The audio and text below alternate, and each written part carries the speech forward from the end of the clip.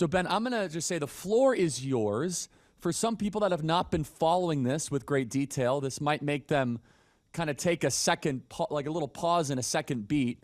Why are you advocating for Derek Chauvin's pardon? And what have you learned through the course of your research and your rigorous pursuit of the truth that has led you to this advocacy?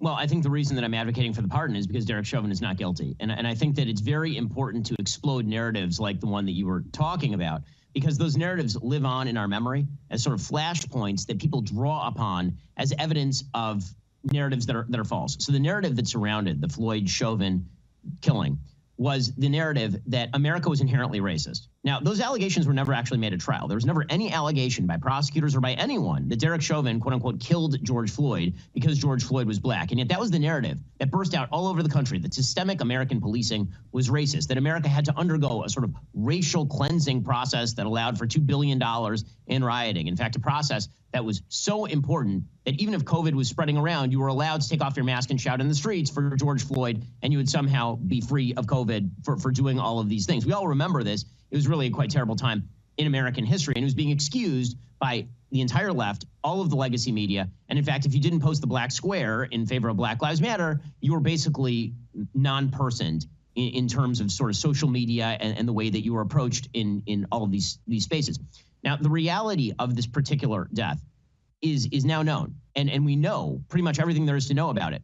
And there are a bunch of reasons why Derek Chauvin should be pardoned. By the way, while in federal custody, he was stabbed recently 21 times by a fellow inmate. So it's quite dangerous for him. The reason why we now know all of this is because we know from jurors that they were pressured, that they felt the pressure, that they were scared to rule in favor of Derek Chauvin.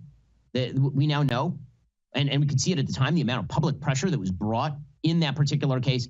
The mayor of Minneapolis was signing settlements with the family of George Floyd on behalf of the city in the middle of the trial.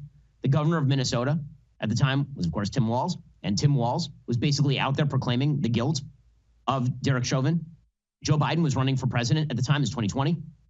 And he and the rest of the Democratic regime were talking about how Derek Chauvin how this was a key flashpoint in American history, and how this was demonstrating sort of the apex moment of all of American racism contained in this particular incident.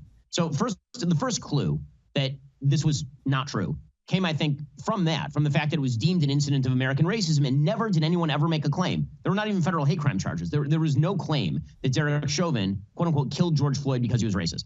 For full shows, live and on demand, it's Salem News Channel.